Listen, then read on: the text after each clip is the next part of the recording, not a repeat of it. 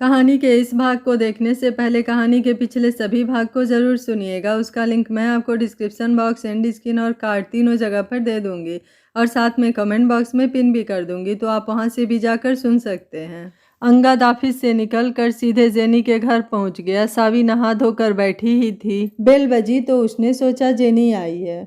उसने दरवाज़ा खोलकर कहा, क्या हुआ, वापस क्यों आ गई? लेकिन जैसे ही उसने देखा कि अंगद है, वो वहीं जम गई। उससे हिला ही नहीं गया। उसकी आंखों से आंसू झरने की तरह बह निकले। अंगद की आंखों से भी आंसू बहने लगे। उसने सावी को गले से लगा लिया और बोला, क्यों किया आपने, ऐसा क्यों किया? अगर अलग होकर इसी तरह रोना है तो मैं जाओ, आपको अलग नहीं करता। मैंने सोच लिया था अगर मुझसे दूर होकर आप खुश होती तो मैं आपसे दूर चला जाता, पर आपने तो अपना क्या हाल बना लिया है। अंगद उसे बाहों में कसते हुए बोला, इस माहौल में आप हमारे बच्चे को भी एक तंदुरुस्त जीवन कहाँ से देंगी, बताइए। सावी उसकी बाहों में जोर जोर से रो रही थी। उससे कुछ बोला ही नहीं जा रहा था। अंगद ने उसे सहलाते हुए बिठाया और बोला, अब मैं आ गया हूँ ना, अब तो चुप हो जाओ। उसकी बात सुनकर सावी धीरे धीरे चुप हो गई। अंगद किचन से उसके लिए पानी लेकर आया और बोला, सॉरी, सरप्राइज के चक्कर में मैंने आपसे झूठ बोला। मुझे पता नहीं था आप इस तरह रिएक्ट करेंगी। आप इतनी पढ़ी लिखी होकर जरा सी बात पर घर छोड़कर चली आई, ये कोई बात थोड़े ही है। आप सिर्फ अपने बारे में सोचती हैं, आपने मेरे बारे में तो सोचा ही नहीं। मैं ही पागल हूँ? आपको मुझसे प्यार होता तो मेरे बारे में भी सोचती। नहीं अंगद जी, आप ऐसा क्यों कह रहे हो? आपसे दूर होना मेरे लिए भी मरने से कम नहीं था। मैं बस आपकी खुशी चाहती थी। मैं मनहूस हूँ। मम्मी ने मुझे प्यार किया, वो मुझे छोड़ गई। फिर लक्ष्य ने धोखा दिया। जब आप मिले तो लगा कि अब खुशियाँ मिली हैं, इन्हें जाने नहीं दूंगी। फिर आपकी मम्मी आ गई, तब एहसास हुआ कि मेरी किस्मत में प्यार है ही नहीं।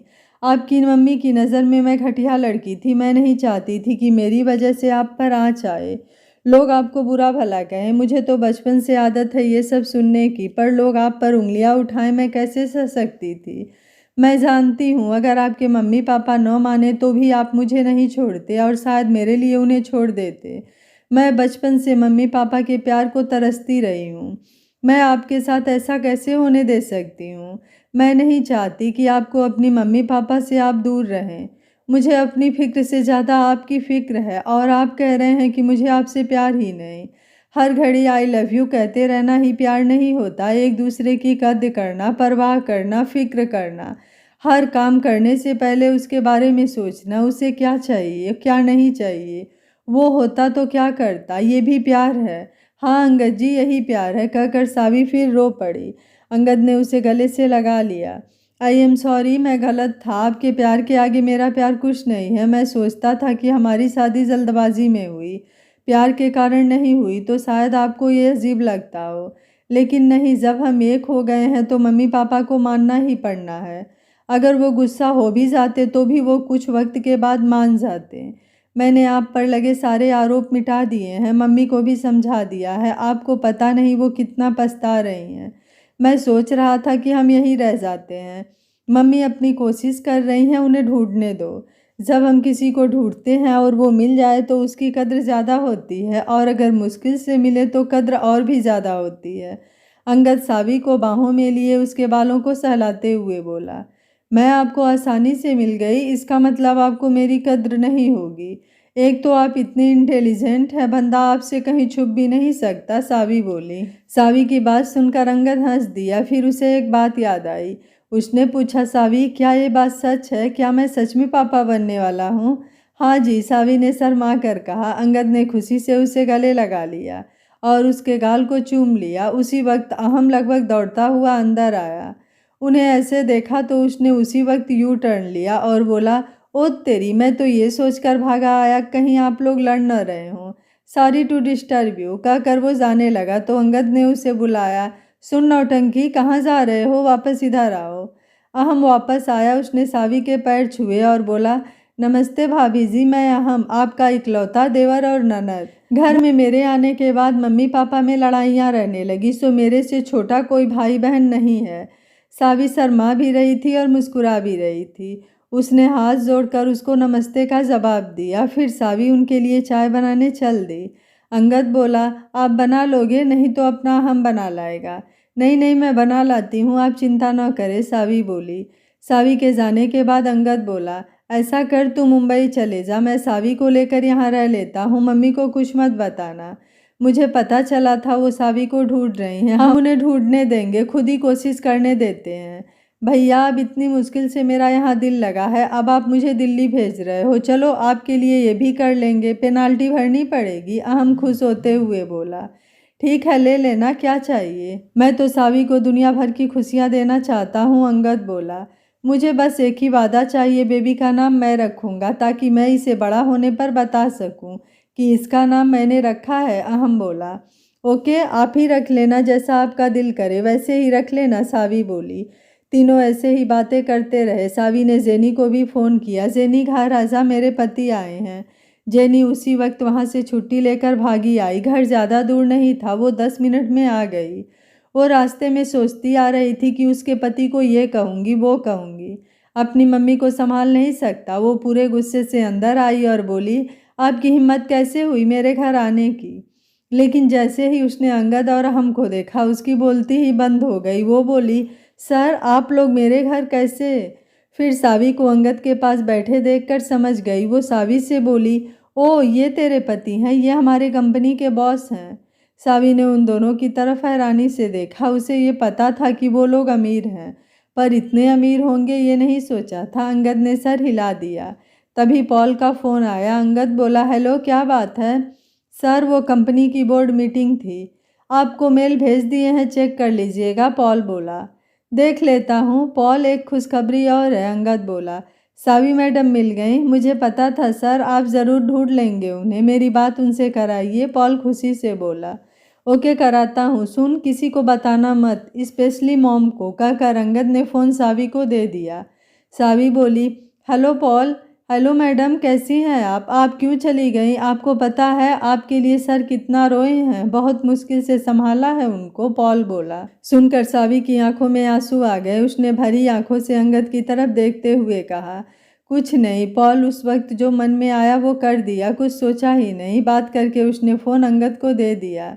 बाद में अंगद सावी को अपने साथ ले आया। कार हम चला रहा था, सावी और अंगद पीछे बैठे थे।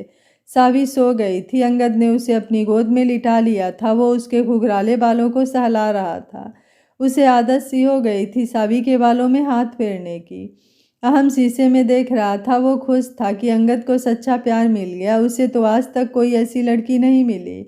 वो घर पहुंचे तो अंदर से अयान आया। वो तो उन दोनों के लिए आया था। सामने सावी को देखकर हैरान रह गया। सावी भी उसे देखकर मिलकर बहुत खुश हुई। अंगद सावी को अपने कमरे में ले गया। वो कमरे में आते ही लेट गई।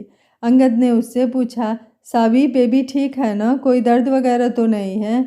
नहीं अंगद जी, अभी बेबी बहुत छोटा है, अभी कोई परेशानी नहीं है, तीसरे महीने में थोड़ी दिक्कत आ जाती है, पर ज़्यादा कुछ नहीं, सावी ने कहा। अंगद वहीं उसके सर के पास बैठ गया और बोला, यहाँ लेट जाओ, मैं सर दबा देता हूँ।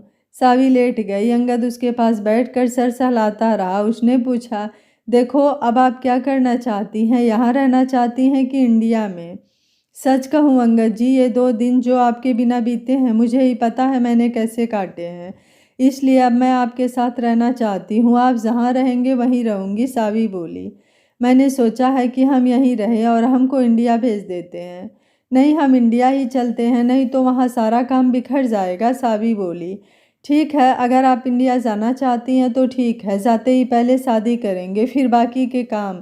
क्यों ना हम यहाँ प्री वेडिंग शूट करें, मैं कल ही अरेंज करता हूँ, अंगद बोल रहा था, पर सावी ने जवाब नहीं दिया। तो उसने देखा कि सावी तो सो भी गई है। शाम को सावी उठी तो अंगद सोफे पर बैठा काम कर रहा था। अंगद ने उसे उठते देखा तो उससे पूछा, क्या खाओगी, चाय मंगवाऊं कि जूस। मेरे प्यारे पतिदेव, आपने मुझे भुक्खड़ समझ रखा है, सावी बोली। अरे नहीं, मैंने पढ़ा है कि प्रेग्नेंट लेडी को बहुत भूख लगती है, अंगद बोला। अभी वो वक्त नहीं आया है, अभी तो दूसरे तीसरे महीने में जाकर भूख लगेगी, अभी तो सब ठीक है, सावी बोली। ठीक है, आपको जब भूख लगे कुछ भी बनवा लिया कीजिए, अंगद बोला। ठीक है, हम वापस कब जाएंगे, सावी ने पूछा। मैंने रात कुछ सोचा था, हम वापस जाकर शादी करेंगे और प्री वेडिंग शूट यहाँ पर कर लेते हैं। आप क्या सोचती हैं इस बारे में, अंगद बोला। अंगद जी, अपनी शादी हो तो गई है, मुझे नहीं करनी दोबारा, हम जैसे हैं ठीक है। आपको क्यों लगा कि हमें शादी करनी चाहिए।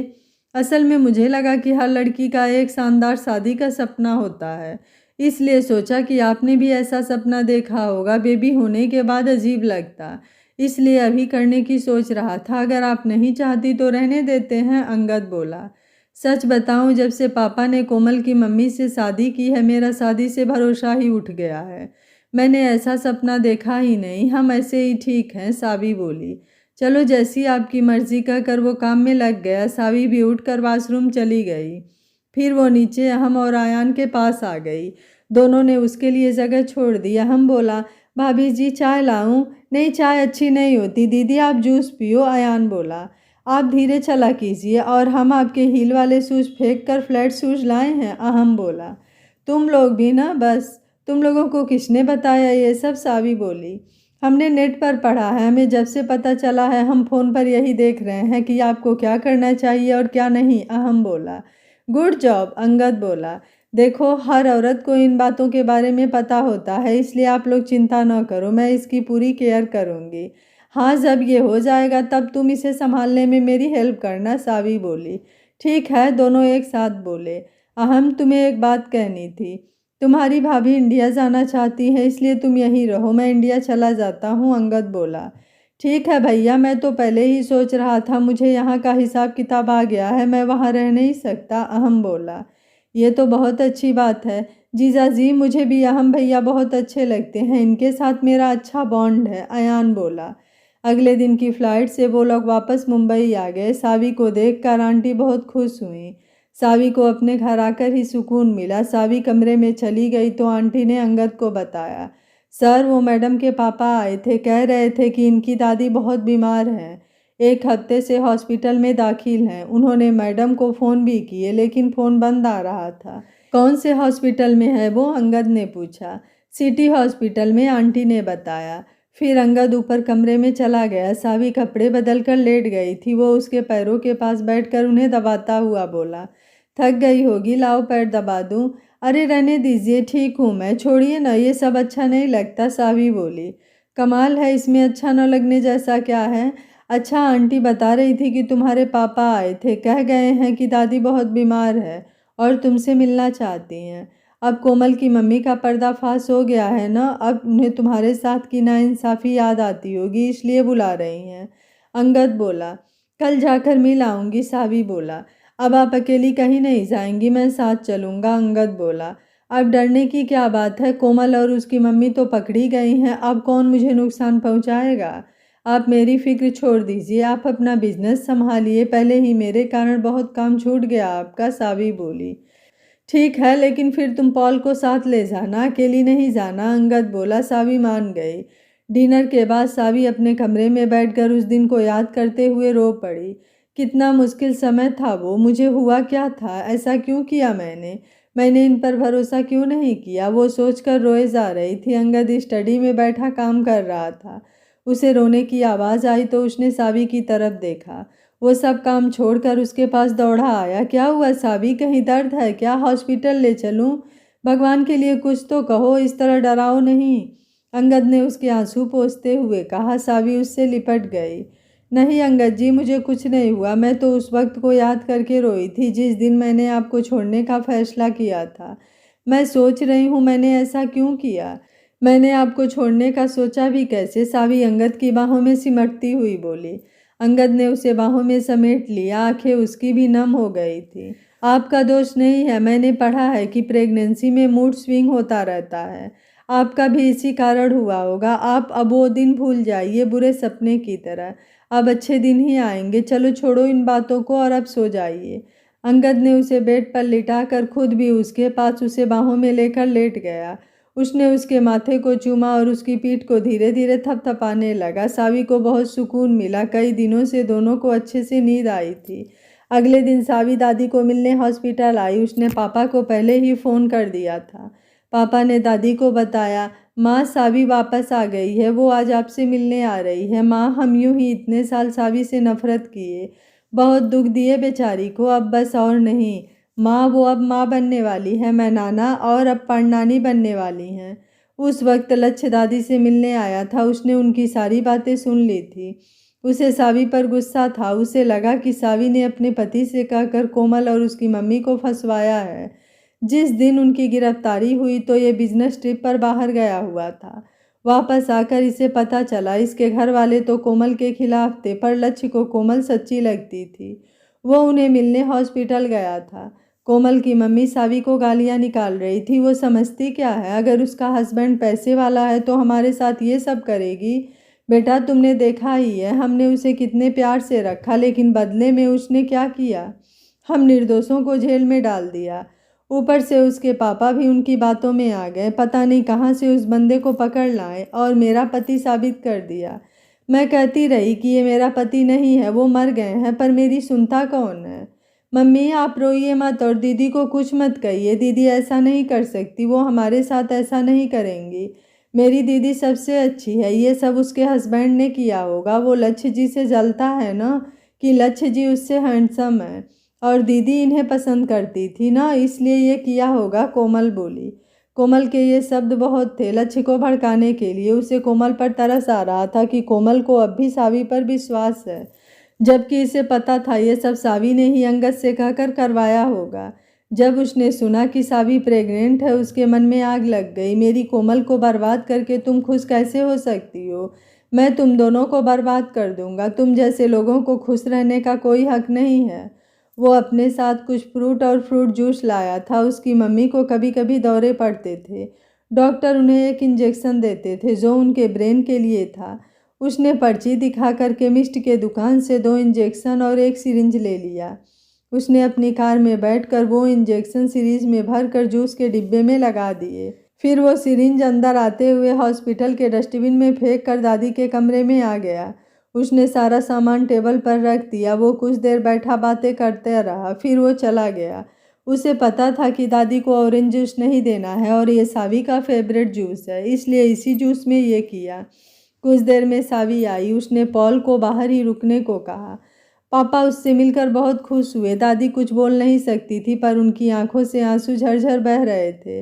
सावी ने उनकी आंखें साफ की और उनके पास ही बैठ गई।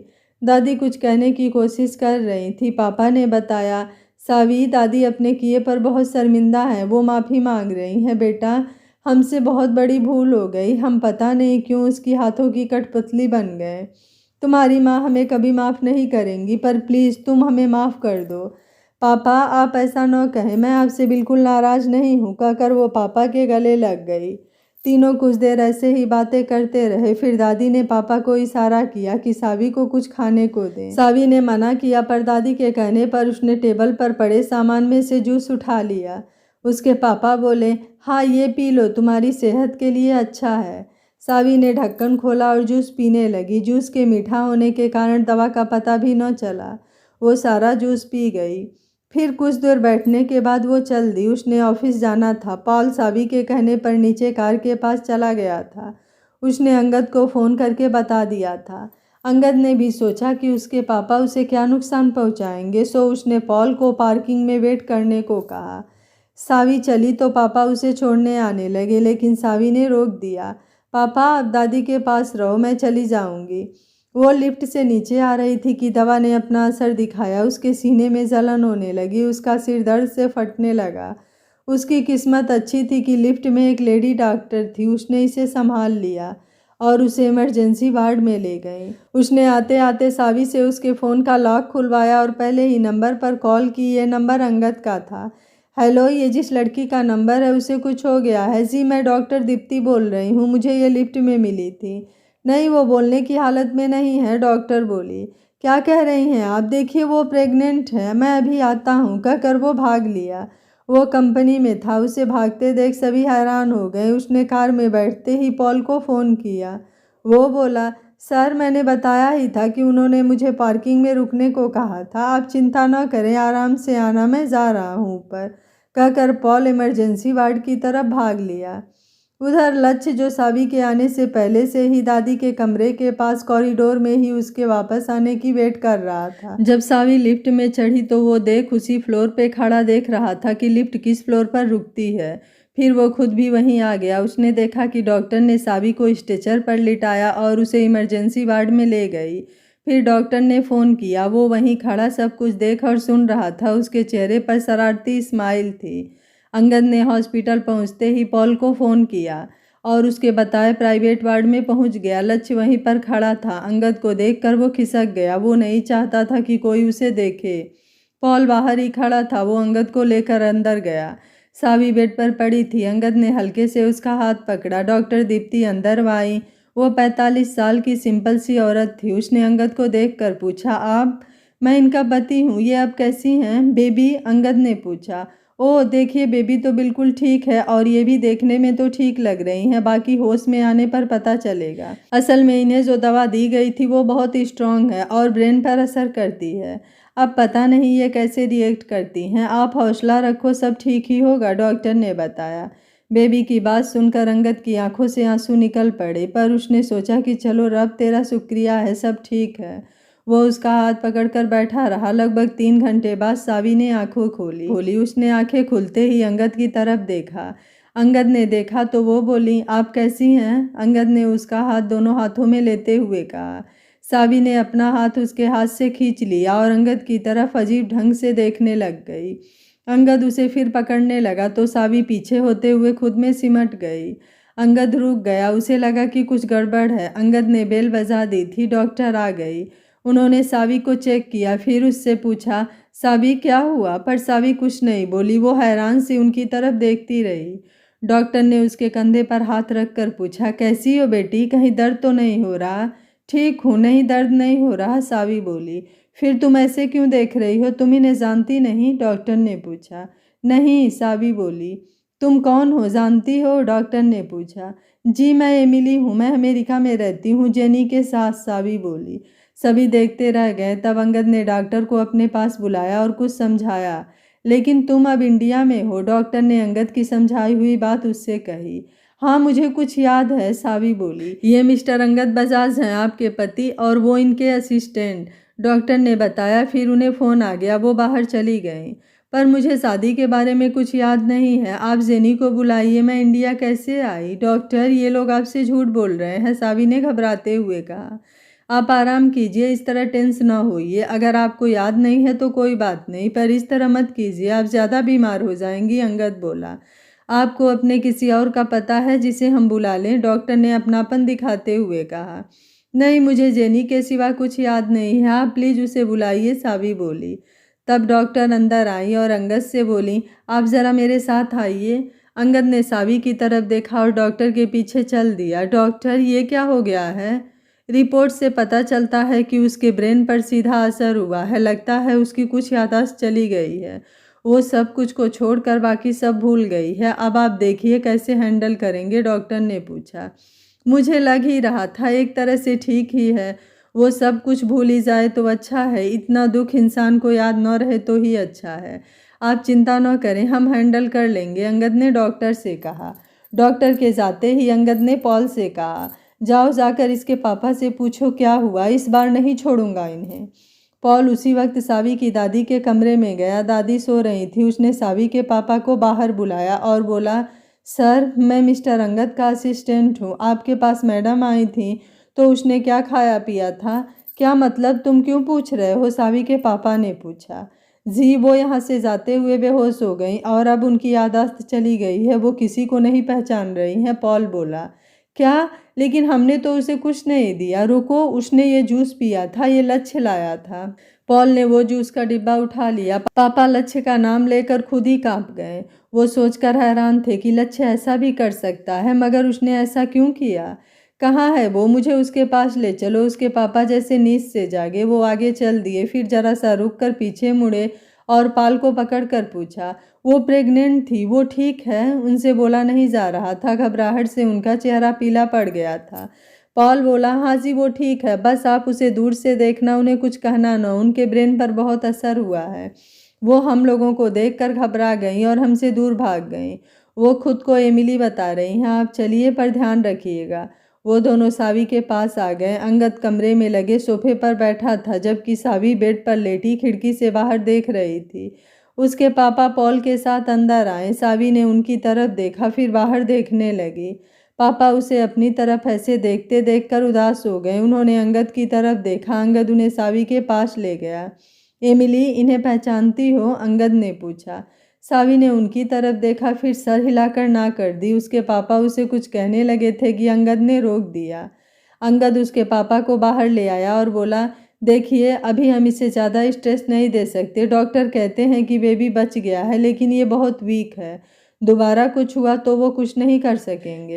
ठीक है बेटा, तुम इसे संभाल लोगे, नहीं तो मैं अपने घर ले जाता हूँ, उसके पापा बोले। नहीं, आप दादी जी का ध्यान रखिए, इनका मैं रख लूँगा, अंगद बोला। बेटा, मुझे नहीं पता, हमारे पास तो इसने बस वो जूस पिया था, वो भी लच्छे लाया था तुम्हारी दादी के लिए। बेटा, अगर ये उसका काम है तो छोड़ना मत उसको, पापा ने अंगद का हाथ अपने दोनों हाथों में लेकर कहा। अंगद ने सिर हिलाकर भरोसा दिलाया। उनके जाने के बाद अंगद ने पॉल से कहा, सुनो, कल जेनी को एयरपोर्ट से ले आना, फ़्लाइट चेक करके जाना, उसे सारी बात समझा देना। सर, मैंने वो जूस का डिब्बा इन्वेस्टिगेशन के लिए सेंटर भेज दिया है, पॉल बोला। ओके कहकर अंगद सावी के पास अंदर आ गया। आप कह रहे थे कि हमारी शादी हुई है, आपके पास इसका प्रूफ तो होगा, मुझे दिखा सकते हैं। ये नहीं है कि मैं आप पर शक कर रही हूँ, पर मुझे कुछ याद ही नहीं है, सावी बोली। आप प्रेग्नेंट हैं और मैं आपके साथ हूँ, क्या ये सबूत काफ़ी नहीं है? अच्छा छोड़िए, ये बातें जब हम घर जाएंगे आप देख लेना, अभी रेस्ट कीजिए, अंगद बोला। अपनी लव मैरिज हुई थी या अरेंज मैरिज? सावी ने पूछा। Love marriage. अंगद के चेहरे पर एक मुस्कान छा गई। अच्छा, आपकी मुस्कान बता रही है कि अपनी स्टोरी काफ़ी शानदार होगी, मुझे भी हमारी लव स्टोरी सुनाइए, मैं भी याद रखना चाहती हूँ, सावी बोली। अच्छा तो सुनिए, अंगद उसके पास आकर बैठते हुए बोला। सावी अपने गोद में तकिया रखकर बैठ गई। अंगद ने उसके लंबे बालों में हाथ फेरते हुए कहा, आप मेरे सामने वाली बिल्डिंग में काम करती थी, मेरे कमरे की खिड़की से आपके कमरे की बालकनी दिखती थी। हर रोज़ सुबह मैं खिड़की के पास खड़े होकर कॉफ़ी पिया करता था। एक दिन मेरी नज़र आपकी बालकनी में पड़ी। सफ़ेद शर्ट वाली लड़की पीछे लंबी सी पोनी टेल अपनी बालकनी में रखे फूलों को पानी दे रही थी। मेरी नज़र उस पर ही टिक गई। उस दिन से मैं रोज़ उसका बालकनी में आने का वेट करता और वो आती। लोग काफ़ी के साथ कुछ न कुछ खाने के आदी होते हैं, मैं काफ़ी के साथ उसको देखने का आदी हो गया था। जबकि मुझे उसका चेहरा नहीं दिखता था, पर मुझे उससे प्यार हो गया था। एक दिन सुबह हम घर से जा रहे थे कि कार खराब हो गई। उस दिन आप देख नहीं पाए होंगे, सावी ने चहक कर पूछा। नहीं, हाँ तो हमारी कार खराब हो गई, सड़क पर जाम लगने लगा, तभी एक लड़की सफ़ेद शर्ट और लंबी पोनी टेल वाली हमारे पास आई। उसने अपनी शर्ट की स्लीव्स ऊपर की और हमारी कार ठीक कर दी। मैंने बाहर निकलकर उसे हाथ धोने को पानी दिया, उसने जल्दी से हाथ धोए और चली गई। वो लड़की आप थी। उस दिन से मैं जान गया कि ये वही लड़की है जिसे मैं रोज़ देखता था। धीरे धीरे हम करीब आ गए। फिर एक बार आप यहाँ हॉस्पिटल में एडमिट थी। आज की तरह उस दिन भी हम दोनों ही थे। तब आपने अचानक से कहा था, आप मुझसे शादी कर लो। मैं तो पहले से ही तैयार था, मैंने हाँ कर दी। उसी वक्त पंडित जी को बुलाकर फेरे ले लिया, शादी हो गई, अंगद बोला। वाह, क्या बढ़िया लव स्टोरी है, मैं अपने बच्चों को सुनाना चाहती हूँ, कितना मज़ा आएगा, सावी बोली। अंगद ने उसके पेट पर हाथ रख कर कहा, सुन रहे हो, आपकी मम्मी आपको ये कहानी सुनाना चाहती हैं। सावी, जो अब तक उसके टच से दूर भाग रही थी, कुछ नहीं बोली। उसे अच्छा लगा अंगद का ऐसा करना। उसने भी पेट पर हाथ रख कर कहा, हाँ, मैं आपको ये कहानी सुनाना चाहती हूँ, फिर आप सबको बताना कि ये मेरे मम्मी पापा की लव स्टोरी है। दोनों हंस दिए। अंगद ने उसके हाथ पर अपना हाथ रख दिया। इस बार सावी ने हाथ नहीं खींचा, बल्कि अपना दूसरा हाथ उस पर रख दिया। अच्छा, आप सो जाइए, दोपहर को आपकी जेनी भी आ जाएंगी, अंगद बोला। सावी ने तकिया सर के नीचे रख लिया और लेट गई। अंगद ने उस पर चादर डाल दी। सावी ने उसका हाथ पकड़ लिया। अंगद को याद आया कि इसे अंगद का हाथ पकड़कर सोने की आदत सी हो गई थी। अंगद भी उसके पास ही बैठा बैठा सो गया। जब सावी की आंख खुली तो उसने देखा कि अंगद उसके बेड पर सर रखकर सो रहा है और सावी ने उसका हाथ पकड़ रखा है। उसे याद आया कि उसने रात को अंगद का हाथ पकड़ लिया था। उसे खुद पर हैरानी हो रही थी। उसे लगा कि शायद ये सच कह रहा है, ये मेरा पति ही होगा। मेरी दिल, मेरी आत्मा इसे जानती है, इसलिए इसे पास आने दिया। उसने धीरे से अंगद का हाथ हटाया तो वो जग गया। उसने सावी की तरफ देखा और उठकर बैठ गया। क्या हुआ सावी, ठीक तो हो? अंगद ने उसे बैठे देखकर पूछा। हाँ, मैं ठीक हूँ, सावी ने इस बार उसे सावी कहने से भी मना नहीं किया। उसे उसकी आंखों के प्यार से पता चल रहा था कि वो सच्चा है।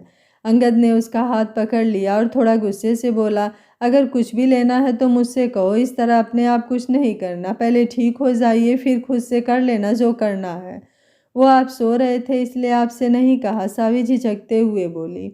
उसे अंगद का गुस्सा होना थोड़ा अजीब लग रहा था। सॉरी, मुझे ध्यान नहीं रहा, मुझे आपसे ऐसे बात नहीं करनी चाहिए थी। असल में मैं बहुत डर गया था। मैं आपको एक बार खो चुका हूँ, बार बार नहीं खो सकता। कहकर उसने सावी को गले लगा लिया। उसने ये बात नोट ही नहीं की कि उसने सावी कहने पर पहले की तरह रिएक्ट नहीं किया। अंगद ने उसके पीछे तकिया रख दिया और वो पीछे को ठीक होकर बैठ गई।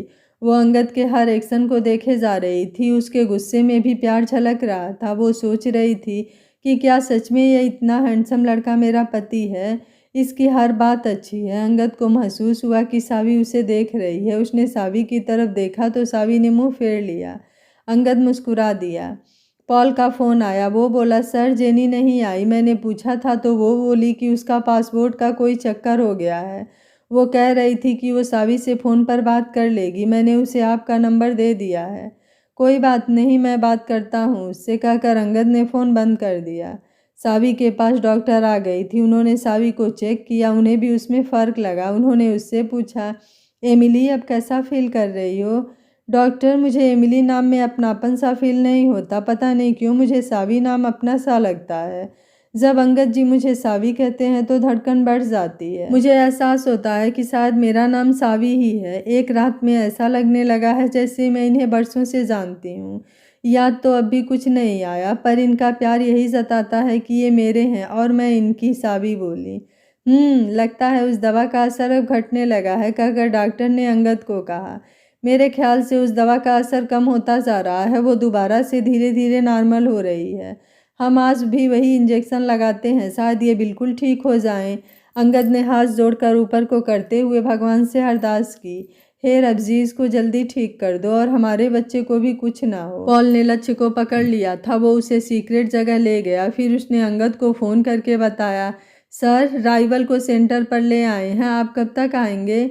देखो, मैं अब एक पल भी सावी को अकेला नहीं छोड़ना चाहता। तुम उससे खुद ही निपटो। सुनो, मेरा सोचना है कि उस कोमल ने भड़काया होगा। तुम उससे प्यार से पूछना और उसे वो सारे वीडियोस दिखाना, फिर देखना वो क्या करता है। अंगद ने बोलकर फ़ोन बंद कर दिया। अंगद ने जेनी को फ़ोन किया। उसे सब समझाने के बाद वो कमरे में गया और फ़ोन सावी को दे दिया। एमिली, ये लो, जेनी से बात कर लो। उसे फ़ोन देकर वो खुद बाहर चला गया। हेलो जेनी, कैसी हो? सावी बोली। सावी, ये अंगद तुझे एमिली क्यों कह रहा था? जेनी ने पूछा। असल में एक हादसे में मेरी याददाश्त चली गई। मुझे सिर्फ तुम याद हो और ये याद है कि मेरा नाम एमिली है। जेनी को यह सुनकर हैरानी हुई कि सावी को सिर्फ वो याद रही, यहाँ तक कि वो अंगद को भी भूल गई। जेनी बोली, तुम्हारा असल नाम तो सावी ही है। एमिली नाम तुमने अमेरिका में रहने के लिए रखा था। अंगद बहुत ही अच्छा पति है। वो तुम्हें बहुत प्यार करता है। पता है, वो खुद इंडिया के सारे काम छोड़कर अमेरिका तुम्हें लेने आया। उसने अब तक जो भी किया है तुम्हारे लिए किया है। मैंने इंडिया आना था, जब पासपोर्ट देखा तो वो एक्सपायर हो गया था। अब दोबारा रिन्यू करवाने को दिया है। जैसे हो जाएगा मैं इंडिया आ जाऊंगी। ठीक है, मुझे समझ नहीं आ रहा था क्या हो रहा है, लेकिन बाद में अंगद जी के प्यार को देखकर सब पर भरोसा हो गया। मुझे खुशी है कि मुझे अंगद जी मिले। सावी बोली। हाँ, मैं भी खुश हूँ, सच्ची में। पहले मैं भी सोचती थी कि पता नहीं कैसा होगा, पर अब पता चला कि वो बहुत ही अच्छा है। तुम्हें बहुत ही चाहते हैं, जेनी बोली। हाँ, मुझे भी ऐसा ही लगता है, सावी ने कहा। अच्छा सावी, अपना ध्यान रखना, मैं फिर फ़ोन करूँगी, बाय, कहकर जेनी ने फ़ोन बंद कर दिया। फ़ोन बंद तो स्क्रीन पे अपनी फ़ोटो देख सावी हैरान और खुश दोनों ही हो गई। उसने फ़ोन में गैलरी खोल कर देखी। सारी उसी की फ़ोटोज़ से भरी पड़ी थी। आधी तो उससे पूछे बिना खींची हुई थी। वो देखे जा रही थी और मुस्कुरा रही थी। उसे पता ही नहीं चला कब अंगद उसके पास आकर खड़ा हो गया। क्या बात है, चोरी से पति का फ़ोन चेक किया जा रहा है?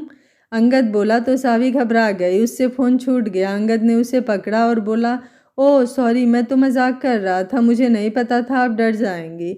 लीजिए, आप जो चाहे देखिए, इसमें आपकी फ़ोटोज़ के सिवा कुछ नहीं है, लेकिन मेरा सब कुछ यही है। अंगद बोला, अगर आप मेरा दिल भी खोल कर देखेंगी तो उसमें आपके सिवा और कोई नहीं मिलेगा। सावी की आंखें भर आई, वो अंगद से लिपट गई। अंगद को पहले कुछ समझ नहीं आया, फिर उसने भी सावी को बाहों में कस लिया। सावी रो पड़ी, मैं आपको कैसे भूल गई, मुझे आपके साथ बिताए पल याद रखने हैं। हाँ ज़रूर, पहले आप ठीक हो जाओ, फिर सारे लम्हे दोहराएंगे, अंगद ने उसके कान के पास आकर धीरे से कहा। बाद में शिकायत मत करना, अभी खुद ही सारे लम्हे दोहराने को कह रही हो। उसने धीरे से उसे छेड़ने के लिए उसके कान को छुआ। सावी का पूरा शरीर कांप गया। उसने अंगद को और कसकर पकड़ लिया। अंगद ने उसकी पीठ को सहलाते हुए कहा, मजाक कर रहा था, जरा जरा सी बात पर घबरा जाती हो। कोई नहीं, ऐसे नहीं डरते, मैं हूं ना आपके साथ। अंगद काफी देर उसे अपनी बाहों में लेकर बैठा रहा। सावी को भी अपनी किस्मत पर गर्व हो रहा था। भगवान चाहे लड़का देना चाहे लड़की, पर वो बिल्कुल इनके जैसा हो। रंग रूप और शक्ल में भी इन जैसा ही और अक्ल में भी इन जैसा ही। तीसरे दिन जब सावी उठी तो उसे कुछ कुछ याद आ गया है। उसे अमेरिका से इंडिया आने का समय याद आ गया था। वो अंगद को भी पहचान गई थी। उसने अंगद जो उसके पास ही खड़ा था उसका हाथ पकड़ा और रोते हुए बोली, अंगद जी, मैं आपको पहचानती नहीं थी, तो मैंने कुछ गलत तो नहीं कहा? मुझे हैरानी हो रही है कि मेरे साथ ऐसा क्यों हुआ। अब मैं ठीक हूँ, मुझे घर ले चलिए। अंगद ने उसे गले लगाते हुए चुप कराया। नहीं, पुरानी बातें मत याद, बस इतना ही काफ़ी है कि आपको मैं याद रहूं। आप खुश रहा कीजिए, फिर बेबी भी खुश रहेगा। आप रोएंगी तो वो भी दुखी होगा। डॉक्टर ने आकर चेक किया और बोली, इनकी रिपोर्ट से पता लगता है कि अब ये पहले से ठीक है। हमें लगता है कि जैसे जैसे उस दवा का असर खत्म होता जाएगा वैसे वैसे इनकी याददाश्त ठीक होती जाएगी, पर यह भी हमारा अंदाज़ा है। ऐसे मामलों में हम ज़्यादा कुछ नहीं कह सकते। डॉक्टर ये घर जाने के लिए कह रही हैं, क्या इसे ले जाऊं? अंगद ने पूछा। ले जाइए, बस दवा टाइम पर देते रहिए और हर तीसरे दिन में एक बार चेक कराने ले आना, डॉक्टर ने कहा। फिर अंगद ने छुट्टी के लिए फॉर्म भरे और उसे घर ले आया। आंटी ने उनके आने से पहले घर की सारी सफाई कराई। वो सावी के घर आने पर बहुत खुश हुई। अंगद की मम्मी को भी इनके आने का पता चल गया था, इसलिए वो भी घर आ गई थी। उन्हें नहीं पता था कि सावी की याददाश्त चली गई है। वो सावी के पास आई और हाथ जोड़कर बोली, मुझे माफ़ कर दो बेटी, गलती हो गई। मैं उन घटिया लोगों की बातों में आ गई। मैं न जाने तुम्हें क्या क्या कह दिया। देखो मैं क्या करूं कि तुम मुझे माफ़ कर दो। सावी डरे हुए बच्चे की तरह अंगद के पास खिसक गई। अंगद ने उसे बाहों में भर कर कहा, मम्मी आप कब आई? आप ज़रा बैठिए, मैं अभी आता हूँ। उसकी बात सुनकर सावी ने उसकी बात छोड़कर मम्मी की तरफ देखा और अंगद से पूछा, ये मम्मी जी हैं? अंगद ने हाँ में सर हिलाया। सावी उनके पास गई, उनके चरण छुई और बोली, मम्मी जी मुझसे गलती हो गई, मैंने आपको पहचाना नहीं। मेरी याददाश्त चली गई है ना, इसलिए मैं किसी को पहचानती नहीं। मम्मी ने अंगद की तरफ देखा, फिर सावी को गले लगा कर बोली, मेरी बच्ची, और कितने दुख लिखे हैं तेरी किस्मत में। अब मैं आ गई हूँ ना, तुम्हें कोई कुछ नहीं कर सकेगा, मम्मी ने रोते हुए कहा। सावी ने भी उन्हें गले लगा लिया। फिर वो सावी को उसके कमरे में ले गए। सावी बैठकर मम्मी से बातें करती रही। दोनों ने अंगद को बिल्कुल ही दरकिनार कर दिया था। वो कभी मम्मी की तरफ देखता तो कभी सावी की तरफ। फिर वो मम्मी से बोला, मम्मी आप अगर सावी के पास बैठी हैं तो मैं काम पर जाऊं? नहाने के बाद कपड़े बदलते हुए उसने पूछा। दोनों एक साथ बोली, जाओ। अंगद का मुंह देखने लायक था। उसने तो यूं ही कहा था कि शायद वो दोनों उस पर भी ध्यान देंगी। यही मम्मी पहले आती थी तो उसके लिए कभी कुछ तो कभी कुछ बनाती, सारा दिन किचन से नहीं निकलती थी। और आज मम्मी सारा दिन सावी के लिए कुछ बना रही थी और सावी भी उनके साथ साथ ही रहती। अब दोनों अपने आप में मस्त हैं। मम्मी सावी के लिए जो कुछ भी बना रही थी, पर मन ही मन अंगद खुश था कि उन दोनों की आपस में बन रही है। सावी के सोने पर मम्मी उसके पास बैठते हुए बोली, सावी बहुत ही अच्छी लड़की है। मैं भी कहाँ उस शीला की बातों में आ गई। शुक्र है इसे कुछ याद नहीं है। इसे क्या हुआ है बेटा? मम्मी, उन्हीं लोगों में से इसे किसी ने जूस में मिला के कुछ पिला दिया, जिस वजह से इसकी याददाश्त चली गई। शुक्र है भगवान का कि बेबी ठीक है, अंगद ने बताया। कमीनों को कभी चैन न मिले, मैं अभी इसकी नज़र उतारती हूँ, कहकर वो किचन में चली गई। अंगद देखता ही रह गया। तभी पॉल का फ़ोन आया। हेलो सर, उसे वीडियो दिखा दिया है, अब सर पीट रहा है और भगवान से माफ़ी मांग रहा है कि उसने मैडम के साथ गलत किया। रो रहा था वो। उस दवा का भी पता चल गया है जो उसने मैडम के जूस में मिलाई थी। उसे छोड़ दो, अब कुछ नहीं करेगा, अंगद बोला। इसने किया तो गलत, पर सावी ठीक है, इसलिए जाने दो। हमने इससे कुछ नहीं लेना, जैसे लाए थे वैसे ही छोड़ आओ। इसे इसी की दवाई की डोज दे दो, इसे अभी भी पता चले कि दर्द क्या होता है, अंगद बोला। पॉल ने ओके कहकर फ़ोन बंद कर दिया। उसने वही इंजेक्शन जो लक्ष्य ने सावी के जूस में मिलाए थे खरीद कर उसे जूस में मिलाकर पिला दिया। फिर उसे दूर जंगल में छोड़ दिया। वो बेहोश हो गया। उसे वहीं छोड़कर वो लोग वापस आ गए। उसने अंगद को फ़ोन करके बता दिया। अंगद को अब चैन मिला। लक्ष्य ने जो उसकी सावी के साथ किया वही उसके साथ साथ किया। अब आगे उसकी किस्मत। रचित को पता चला तो वो जन्नत को लेकर मिलने आया। सावी किसी को पहचानती नहीं थी, पर अंगद के कहने पर वो उनसे मिली। जन्नत उससे लिपटकर बहुत रोई। उस दिन के बाद वो भी कभी कभी मिलने आने लगी। अब मम्मी उनके साथ ही रहने लगी थी। वो सावी का पूरा ध्यान रखती थी। अंगद अब काम पर जाने लगा था। सावी को अभी कुछ ज़्यादा याद नहीं आया था, पर ये लोग कोशिश भी नहीं की। वो ऐसे ही खुश थे। सावी अब मम्मी के साथ ज़्यादा समय बिताती थी। अब सावी का बेबी 8 महीने का हो गया था। अब लात मारने लग गया था। सावी, अंगद और उसकी मम्मी सावी के पेट पर हाथ रखकर बेबी से बातें किया करते थे, और अगर वो कुछ कहते और वो लात मार देता तो वो लोग बहुत खुश होते। उन्हें तो अब बस बेबी के आने का इंतज़ार था। वो एक एक दिन गिन रहे थे। मम्मी और आंटी सावी के लिए नित नई नई चीज़ें बनाकर लाती थी। सावी के बेबे होने का टाइम आ गया था। वो ऑपरेशन थिएटर में थी। अंगद, उसकी मम्मी जेनी, अयान और हम सभी बाहर खड़े थे। अंगद बहुत घबरा रहा था। सावी की अभी याददाश्त पूरी तरह वापस नहीं आई थी। उसे डर था कि कहीं डिलीवरी के दौरान उसे कुछ हो न जाए। कुछ देर बाद ऑपरेशन थिएटर का दरवाज़ा खुला और एक नर्स व्हील चेयर पर सावी को लेकर आई। उसकी गोद में बेबी था। सब उसकी तरफ दौड़ लिए। नर्स ने कहा, बधाई हो, बेटा हुआ है। सभी खुश थे। सावी ने बेटा नानी को पकड़ा दिया। आखिर वो उसकी परनानी जो थी। नानी ने उसे प्यार किया। फिर अंगद की मम्मी को पकड़ा दिया। सभी मम्मी के पास इकट्ठे हो गए और उसे खिलाने लगे। अंगद सावी के पास गया और उसे गले लगाकर पूछा, ठीक हो? सावी ने सिर हिलाया और बोली, अंगद जी, एक बात बताऊं, मुझे सब कुछ याद आ गया है, लेकिन मैं खुश हूं कि अब सब ठीक है। आप मम्मी को मत बताइएगा कि मुझे याद आ गया है। मैं नहीं चाहती कि वो शर्मिंदा हो। पिछले 9 महीनों से वो मेरे साथ हैं। शायद मेरी अपनी मम्मी भी इतना प्यार न करती जितना उन्होंने मुझे दिया। मैं बहुत खुश हूँ। अंगद ने सावी को बेड पर लिटाया और बोला, आप अब कुछ मत कहिए, आराम कीजिए। जो जैसा है उसे वैसा ही रहने दीजिए। सावी के पापा को पता चला तो वो भी सावी से मिलने आए। अयान को देखकर वो हैरान रह गए। वो सावी से मिले। कैसी हो बेटा? ठीक हूँ पापा, ये लीजिए आपका नातिन। सावी ने बेबी उन्हें पकड़ाते हुए कहा। उन्होंने उसे गोद में उठाया तो आंखों में खुशी के आंसू आ गए। सावी, तुम जब छोटी थी बिल्कुल ऐसी ही थी। वो कुछ देर खेलते रहे, फिर जाते वक्त बोले, वो मैंने बाहर अयान को देखा। वो पापा, उन लोगों की वजह से हम इसे नहीं छोड़ सकते। इसने मेरा बहुत साथ दिया। जब मैं अमेरिका में थी तो ये मुझसे मिलने आता था। उन दिनों में यही मेरा साथी था। ये आपका बेटा हो या न हो, ये मेरा भाई है। पापा, एक रिक्वेस्ट करूं, आप और दादी इसे रख लो। ये आपका हमेशा सहारा बनेगा। नहीं बेटा, मैं ये नहीं कर सकता। ये मुझे उस औरत की चालाकी और तुम्हारी मम्मी की बेबसी की याद दिलाता है। कहकर पापा ने बेबी के हाथ में पैसे पकड़ाए और उसे अंगद को पकड़ा कर चल दिए। 1 महीने बाद बेबी के नामकरण का वक्त आ गया था। मम्मी, पापा, अंगद और सावी ने अपने अपने नाम सुझाए। तब अहम ने अंगद को अपना वादा याद दिलाया। तब उन्हें याद आया कि उन्होंने अहम को वादा किया था कि बेबी का नाम वो रखेगा। बाकी सब ठंड से होकर बैठ गए। सब लिविंग रूम में बैठे थे। अहम ने बेबी को उठा रखा था। सभी वेट कर रहे थे कि वो क्या नाम बताता है। मैंने बहुत सोचा, तब जाके ये नाम सूझा। भाभी और भैया का नाम जोड़ने पर भी कोई नाम नहीं बना। फिर भैया, अयान और मेरा नाम जोड़कर एक नाम निकला, अगम। तो इसका नाम रखते हैं। तो ये है अपना अगम बजाज, अहम ने कहा। सब राजी हो गए। आंटी ने मिठाई खिलाकर सबका मुंह मीठा करवाया। सावी ने जन्नत को फ़ोन करके नाम बताया। उसे भी नाम पसंद आया। जन्नत भी रोज़ छुट्टी लेकर एक बार आगम से मिलने आती। जेनी को आए हुए 3 महीने हो गए थे। उसके जाने का टाइम आ गया था। सावी ने अयान को भी जाने को कहा क्योंकि उसकी पढ़ाई पर असर पड़ रहा था।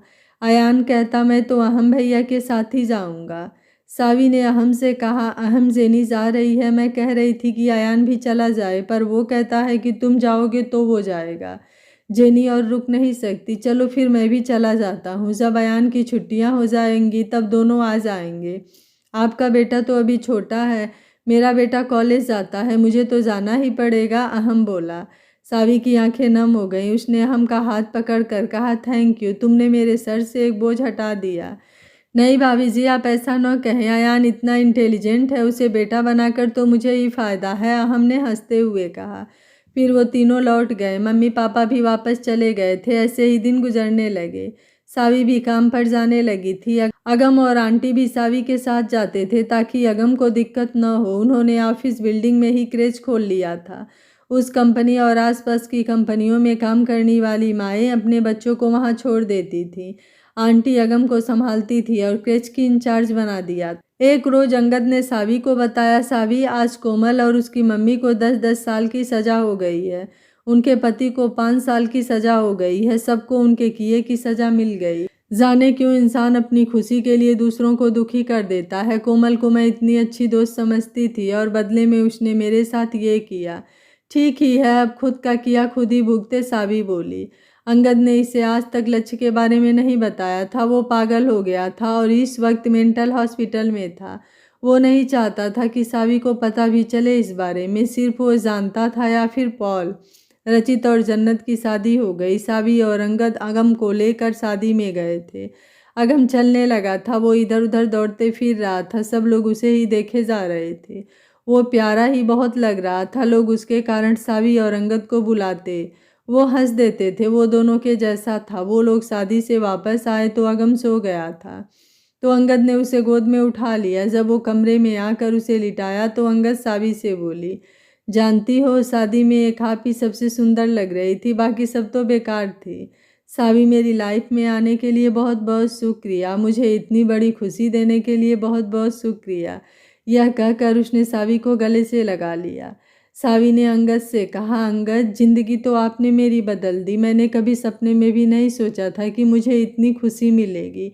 मुझे इतना प्यार करने वाला पति मिलेगा जिसके लिए मैं पूरी दुनिया बनूंगी। मैं तो किसी की दुनिया का हिस्सा ही नहीं थी। मैं तो किसी की ज़िंदगी में ही नहीं थी और आपने मुझे अपनी पूरी दुनिया, अपनी ज़िंदगी बना ली।